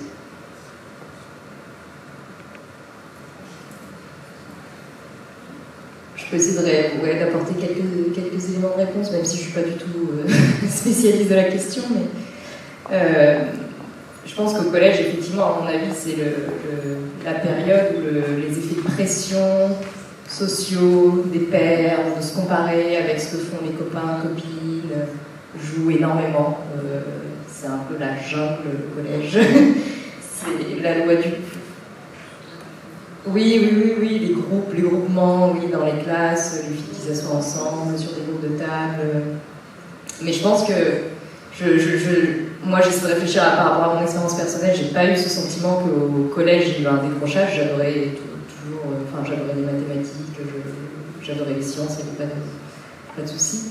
Mais je pense que peut-être, là, typiquement, ce qu'on a eu cette semaine avec le congrès des deux infinis, où nous, on est intervenus en tant que femmes scientifiques dans des collèges pour discuter, montrer ce qu'on peut faire en tant que femme scientifique. Je pense que ça, c'est un type d'action qui est formidable pour les collégiennes, parce que ça aide à se projeter, même si on a discuté des rôles modèles et de est-ce que c'est vraiment pertinent, parce que moi, effectivement, de la même manière, j'ai jamais eu vraiment un rôle modèle, une femme scientifique qui m'a guidée tout au long de ma carrière. Mais je pense que sans avoir un rôle en particulier, voir des femmes dans leur métier scientifique au quotidien, visiter des laboratoires où des femmes scientifiques sont en train de travailler, ça aide peut-être à susciter, à maintenir ses vocations et à encourager les filles à continuer en sciences. Moi, à chaque fois que je suis intervenue, je ne sais pas vous quelle a été votre expérience, mais à la fin de mes interventions au collège, j'ai toujours eu des filles qui sont venues me voir, qui m'ont posé des questions sur mon métier, sur mon salaire, est-ce que j'étais heureuse, est-ce que j'avais un copain, des choses comme ça. Donc je pense que ça aide de voir quelqu'un, voilà. Oui, justement, à La Réunion, il y a beaucoup, vous pouvez en parler mieux que moi, de rencontres entre des femmes scientifiques, ingénieurs, au niveau collège et lycée. Donc moi, je participe souvent dans des collèges ou des lycées avec des groupes de lycéennes, de collégiennes, à montrer que c'est possible de faire ce métier de scientifique. Et je pense que c'est bien de leur montrer que c'est possible, donc d'organiser des journées comme ça. C'est une très bonne idée, je ne sais pas si... Oui, effectivement. Nous, au lycée Pirago, on a l'habitude de le faire depuis 5-6 ans maintenant. Donc, il y a à chaque fois une journée où on a Femmes en sciences, ouvert aux filles et aux garçons. Et au sein du lycée, on fait en mode de speed dating, en fait. Les femmes avec leur métier scientifique viennent. Et on a les élèves autour, on appelle ça les marraines, nous, au lycée, j'avais des je vous appelez les marraines, mais voilà, l'idée, ça plaît beaucoup aux jeunes. Et là, les jeunes sont inscrits, par exemple, ils disent madame, j'avais envie de faire médecine, mais là j'ai vu que vous avez fait cette journée-là, j'aimerais bien discuter, échanger pour essayer de changer mon regard sur la science. Voilà ce qui m'a été dit hier par une élève qui s'est inscrite, et c'est ce genre de journée-là, je pense, qui peuvent motiver les élèves, effectivement. Emmanuel, est-ce que c'est pas un peu trop tard le lycée, justement? Parce que le décrochage, il a lieu souvent bien avant. Voilà, nous on le fait déjà au lycée, on s'adresse au public seconde jusqu'à la terminale, et c'est surtout les secondes qui s'inscrivent, parce que déjà en première et terminale sont déjà dans les choix Parcoursup. Donc c'est vrai que si c'est fait avant, c'est vrai que ça peut être intéressant. Ça peut faire l'objet aussi d'un partenariat entre les lycées qui organisent la journée pour inviter des jeunes du collège. Pourquoi pas aussi. Mais c'est important. C'est pas que c'est trop tard au lycée, c'est pas trop tard, bien sûr, c'est jamais trop tard, mais par contre, c'est vrai qu'il faut commencer très tôt à sensibiliser les élèves, en général, à connaître, à avoir différents parcours scientifiques incarnés. C'est pour ça que ça passe beaucoup par l'intervention de scientifiques dans les écoles. Mais encore une fois, comme je le disais en introduction, la Fondation La Main à la Pâte, le CNRS, beaucoup de ressources sont produites pour les enseignants pour qu'ils puissent intervenir dès l'école pour la formation scientifique. Et c'est très développé actuellement. Il y a un projet qui est mené par l'Éducation nationale, que chaque école est un partenaire scientifique, homme ou femme scientifique.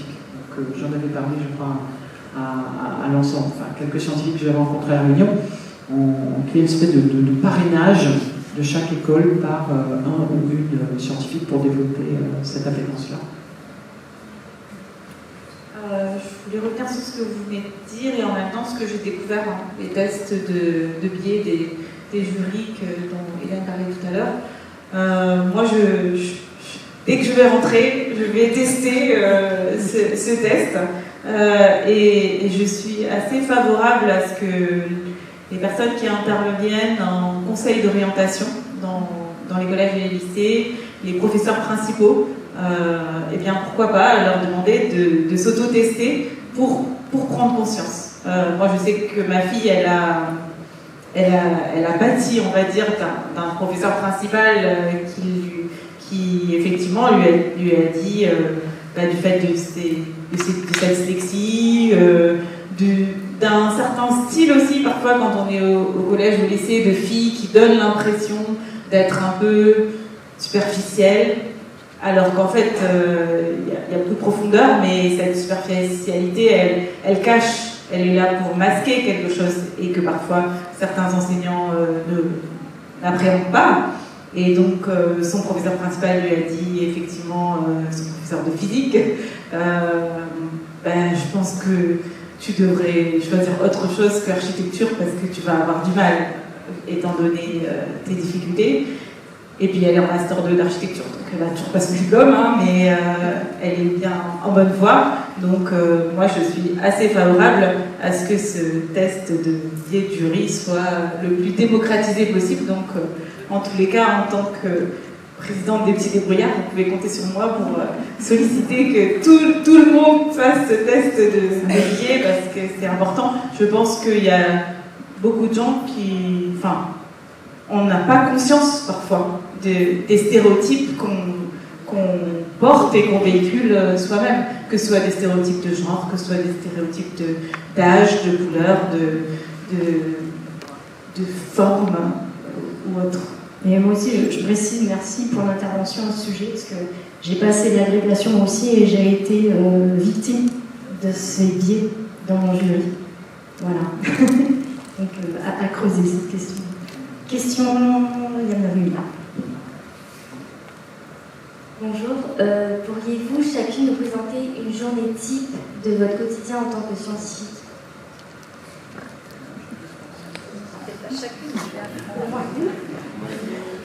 Alors moi je peux commencer, il n'y a pas de journée type, parce qu'avec l'activité du volcan, c'est le volcan qui est un petit peu le guide de nos journées. Donc en général, quand on est enseignant-chercheur, moi je suis physicienne du globe, donc normalement je dois faire 30% de recherche, 30% d'enseignement et 30% de surveillance. Mais quand il y a une option, je fais 100% de surveillance.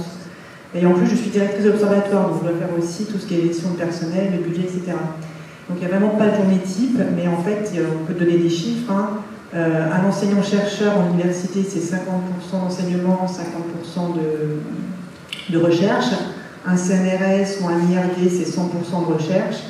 Et des personnes qui travaillent en observatoire, c'est 30% recherche, 30% enseignement, 30% surveillance. Mais dans la vraie vie, ça dépend vraiment de la journée, du quotidien. Il faut savoir que quand tu es chercheur, c'est aussi des recherches de financement. Donc des fois, on passe 2 mois à écrire juste des projets et tu ne peux pas faire de recherche. Voilà. Donc il n'y a pas vraiment de journée type et c'est ça qui est bien aussi. Voilà. Merci.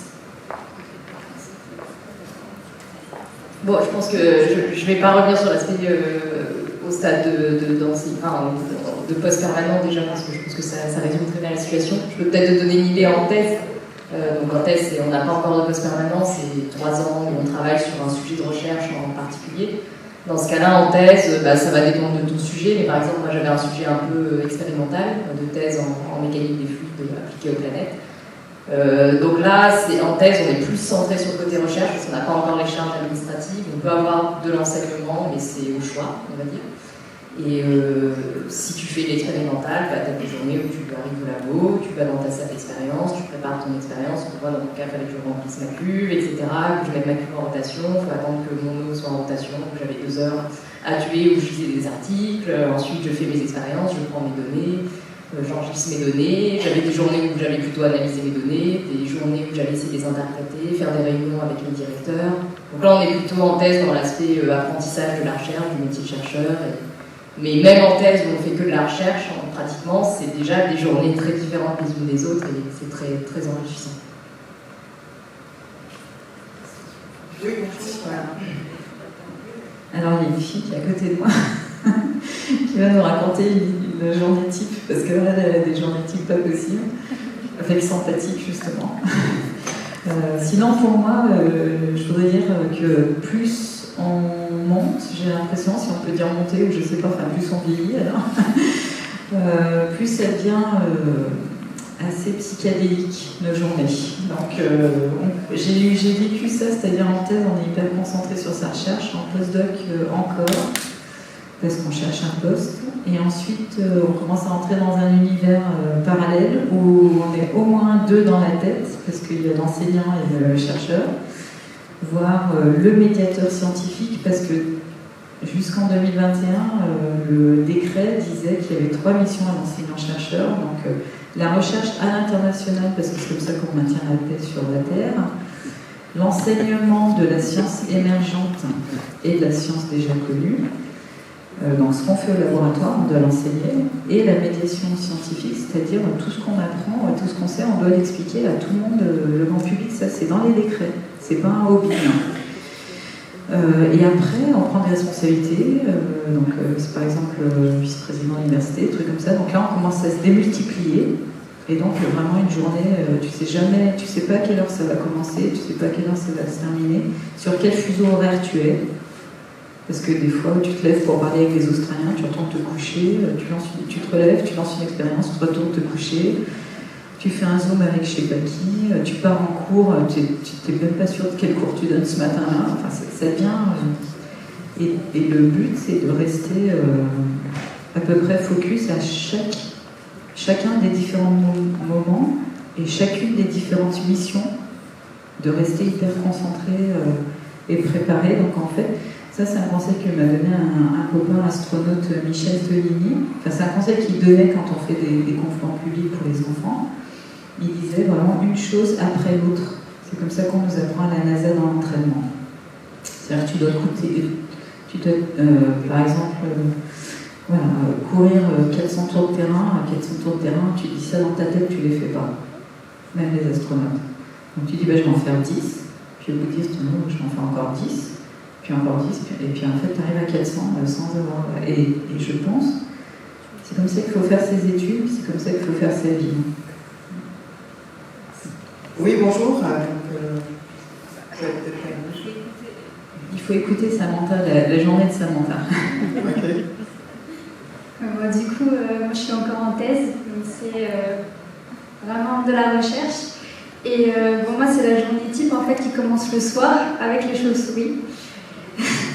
Donc du coup voilà, donc moi je commence sur le terrain ma journée, j'attends que les chauves-souris elles sortent, donc à la tombée de la nuit, on les capture, on fait les prélèvements, on les relâche. Ah oui, là en ce moment vous pouvez les voir à 18h30, 18h40, vous sortez dehors, il y en a plein, le petit mollusque c'est très abondant. Et donc oui, il faut s'équiper, il faut aller ramper dans le caca de chauve-souris, tout ça. Parce qu'elles vivent dans des endroits un peu poussiéreux, pas très propres, donc il faut s'équiper pour se protéger. Oui, il y en a dans les écoles, oui. Oui, on a quelques terrains dans des écoles, effectivement.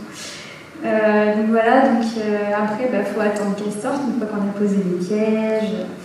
On va les capturer, les manipuler, donc ça prend énormément de temps, donc une grosse partie de la nuit. Il y a la route aussi, puisqu'on a des colonies dans toute l'île. Donc ma soirée se termine vers 2h, 3h du matin, quand on est bien. On va dormir un peu quand même après. Donc on les relâche là où on les a capturés, ça c'est important que je le précise aussi. Et donc du coup, on se couche, voilà, on dort un peu, et le matin, il faut se lever pour aller s'occuper des échantillons qu'on a récupérés la veille. Donc ça, c'est vraiment une journée type. Moi, je ne vais pas m'occuper des échantillons tous obligatoirement dès le lendemain. Et puis après, il y a donc la partie laboratoire, où on va rechercher la présence de virus. Et puis ensuite, l'analyse de données. Et puis, une fois qu'on a les données, qu'on les a analysées, il faut écrire les articles. Et puis là, la troisième année, ça va être rédaction de la thèse. Voilà ma journée type. Oui, participer à des conférences. Je fais également des enseignements à l'Université de La Réunion. Donc voilà, des interventions. Donc, on en discutait tout à l'heure, l'Université de La Réunion encourage ses chercheurs, de manière générale, pas que les doctorants, à faire des interventions dans les collèges. Donc nous, on fait des interventions dans les collèges à l'occasion de programmes comme des cliniques, l'expérimentarium. Donc c'est des rencontres avec les collégiens. On n'accentue pas forcément sur le fait de la femme, mais plus du chercheur, de la chercheuse. C'est à moi, bonjour. Bonjour, je suis universitaire, c'est un commentaire pour la partie collège, qui est effectivement un moment clé. Les études montrent que c'est au collège, on en a parlé de ce décrochage. Et effectivement, Samantha mentionnait les déclics, etc., qui sont des programmes très très efficaces, qui marchent très très bien. Nous, à Paris-Saclay, on a fait 2 expériences qui marchent bien. J'aimerais partager cette idée, parce que il y a plein de ressources, le CNRS, etc., mais les ressources ne suffisent pas, il faut vraiment aller à la rencontre des élèves. La première chose qu'on a fait, c'est une maison d'initiation, sensibilisation de la science, qui s'appelle la MIS, vous avez compris le jeu de mots, dans laquelle on fait venir les élèves de collège principalement pendant une journée pour faire des TP de sciences, n'importe lesquelles, parce que de nombreux enseignants ne sont pas complètement formés, alors au primaire, mais également au collège, et donc ils ont une journée de TP encadrée par des doctorants et des doctorantes, et ça leur donne une autre vision de la science. Et l'autre chose que j'ai montée, c'est une école d'été spéciale filles, pour filles de 4e et de seconde. Elles viennent une semaine sur le campus. On fait des speed meetings avec la présidente de l'université, avec la VPCA aussi, qui est une collègue, avec des chercheuses surtout. Voilà, on a décidé que c'était comme ça, parce que même si le rôle modèle est questionnable, ça marche quand même pas mal. Et les retours sont extrêmement positifs, parce que c'est pas tant qu'on insiste sur, voilà, il y a des femmes en sciences et vous avez des rôles modèles et c'est cool et vous devez faire pareil, mais c'est plus une ouverture, c'est de montrer les possibles, et on a plein de témoignages qui disent « Ah, mais je savais pas que ça existait, c'est juste ça, rien que ça ». Et donc autant les déclics, ça marche très très bien parce que ça dure 2 heures, mais autant venir 5 jours sur le campus, voilà, après ça peut être 3 jours, enfin on peut trouver une manière de le détailler, mais rencontrer des collègues femmes, c'est très très important, et ça ouvre vraiment le champ des possibles, qui est un dispositif supplémentaire. Alors on met des moyens évidemment, mais ce sont des choses qui marchent. Donc le collège, c'est vraiment une cible privilégiée. Le lycée, il faut continuer, mais s'il y a ce trou, on perd pas mal de choses. Et puis en faisant ces projets, certains collègues m'ont dit oui, mais alors les femmes, on les ostracise un peu, pourquoi pas les garçons en sciences, en SVT, en littérature, etc. Donc on commence à mener cette réflexion. Moi je suis astrophysicien, je ne suis pas sociologue, donc on essaie de se renseigner, savoir comment en fait, finalement ce qu'on cherche, c'est une société équilibrée, ouverte, inclusive, et donc qu'il n'y ait pas de discipline trop genrée, qu'il y ait un équilibre. Alors on parle des femmes en sciences pour l'instant, on pourrait parler des garçons en littérature, en biologie, etc. Donc des vastes chantiers, et ravi de voir qu'il y a plein de belles choses qui se font ici. Merci, donc bonjour à toutes et à tous. Moi je voulais également intervenir sur cette question de sensibilisation au collège. Je garde la même thématique. Alors peut-être que je me présente rapidement. J'ai une mère qui était scientifique, qui était chimiste. Et moi-même, donc je fais partie de la minorité que vous avez abordée. Donc je fais partie des sciences de l'ingénieur, donc des femmes des sciences de l'ingénieur, et en plus aéronautique. Donc je suis souvent seule. Voilà. Et cette semaine, parce qu'on veut absolument rendre notre domaine, et non les sciences aux femmes, attractif. Donc j'ai accueilli cette semaine dans mon équipe a accueilli une jeune fille collégienne pour son stage de 3e. Donc c'était une première parce que d'habitude en aéronautique on n'a que des garçons.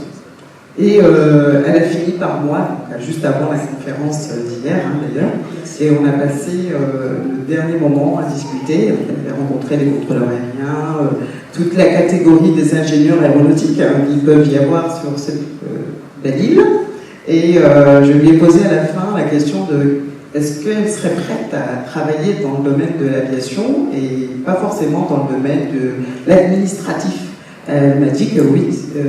Et là, j'ai senti vraiment en cette jeune fille voilà, qui n'était pas au départ préparée. Je pense qu'elle a trouvé ça parce qu'il y a eu un contact et elle s'est retrouvée pendant une semaine chez nous.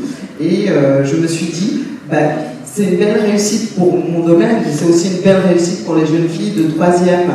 Et pour répondre à monsieur, je pense que par le biais des stages de 3e, on pourrait peut-être réellement créer quelque chose pour le territoire en incitant les jeunes filles à aller faire nos métiers, à aller découvrir aussi les sciences de l'ingénieur, hein, parce que là on est vraiment à un niveau très bas, comme vous avez pu l'aborder, hein, Madame la Directrice.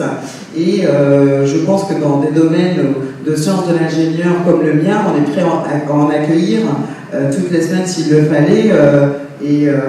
Ça, c'est vraiment un point que je voulais proposer, qu'on puisse le faire. En tout cas, sur tout ce qui est aéronautique, on essaie vraiment de faire cette promotion. Peut-être aussi les profs de collège, ne pas hésiter à nous appeler. On a le BIA, un brevet d'initiation aéronautique. On a tout ça qui permet de donner envie aussi aux jeunes filles. Et beaucoup d'établissements, d'entreprises du transport aérien sont prêts à accueillir. Et je pense que ce n'est pas uniquement le domaine de l'aéronautique. Et voilà, l'idée du collège, pendant une semaine, parce que là c'est une semaine qu'elle vient de passer quand même chez nous, hein, et qu'à la fin de la semaine, la confiance en soi est là. On n'est plus sur peut-être ce sentiment de ne pas pouvoir le faire. Donc ça devient une réalité en fait, une semaine au collège. C'est peut-être là, dès le début de la 3e, où il faut leur dire « Ah, mais tu vas peut-être pouvoir aller faire quelque chose de scientifique, ça serait bien. » Et donc, essayer de trouver quelque chose. En tout cas, voilà une piste de réflexion suite à notre expérience de cette semaine. J'aurais juste un tout petit point d'orgue rapide pour répondre aux deux intervenants qui viennent de parler. On est en train de mettre en place ce qu'on appelle le parcours avenir avec le LICEP, c'est-à-dire la découverte des métiers à partir de la 5e. De manière à ce que vous l'avez évoqué, Madame Césari, tout à l'heure, les élèves connaissent peu de métiers, les filles tant, les garçons tant, et l'objet, c'est de leur faire connaître, à partir de la 5e, au minimum 30 à 40 métiers pour tous. Donc tout ce que vous évoquez comme manière d'aborder les choses de manière très concrète, que les élèves aillent travailler avec des scientifiques et que les scientifiques viennent intervenir dans les écoles avec le panel de ressources qui est à disposition, c'est quelque chose qu'il faut effectivement commencer très tôt, même avant les stages de 3e, et ensuite encourager effectivement les élèves des stages de 3e à aller. Mais je note bien la proposition et je vous en remercie. Alors on va s'arrêter là. Il y a encore plein de questions, mais c'est pas grave, on a une collation dehors. Vous pourrez continuer à poser vos questions, des personnes qui se sentent un peu frustrées. Cependant, je laisse pour conclure la parole au président de Sciences Réunion. Non, je voulais revenir sur grossesse finalement, et je me demandais si dans le choix d'un poste à responsabilité, quand même, la grossesse ne jouait pas son rôle. Parce que finalement, quand on regarde l'âge du premier enfant en France, c'est 28,5 ans, alors que la moyenne européenne est de 30,5 ans. Il y a un décalage de 3 ans. Bien qu'on augmente en 10 ans, on gagne 1 an à peu près. Mais la femme a tendance à avoir son premier enfant beaucoup plus tard, parce qu'elle devient carriériste. Alors je me posais la question, est-ce que vous pensez que dans les autres pays européens, par exemple, il y a plus de femmes qui font le choix d'un poste à responsabilité?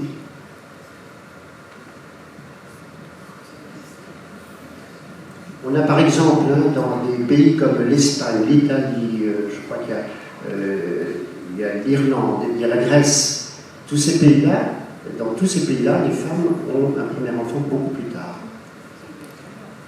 Après, il peut y avoir d'autres raisons. Il y a il y a des raisons de plus en plus de problématiques de conscience de l'environnement qui font qu'il y a des filles et des garçons qui de plus en plus se questionnent sur ces sujets. Moi personnellement, et François est là pour témoigner, moi j'ai eu mon premier enfant durant ma thèse de sciences et sans le savoir, j'étais la première fille à oser être enceinte durant sa thèse de sciences. Et c'est au moment où je l'ai dit qu'on m'a dit mais personne n'a jamais osé faire ça avant toi, comment tu oses? Et après ça a ouvert un champ des possibles et d'autres jeunes filles doctorantes en fac de sciences se sont autorisées à le faire. Dès l'année suivante, c'était parti. Mais je pense que il est essentiel que la société soit construite de telle façon que la grossesse ne soit pas un frein dans la carrière et dans l'ambition des femmes, des filles et des femmes. Et je n'ai pas les chiffres pour te répondre sur les autres pays, mais c'est important et c'est la responsabilité de nous tous. Oui, bon. Il y a encore on va s'arrêter là parce que il y a une collation, vous pourrez intervenir, vous pourrez discuter avec les invités. On va s'arrêter parce que dans la 18h, il y a une conférence. Merci à vous pour vos témoignages.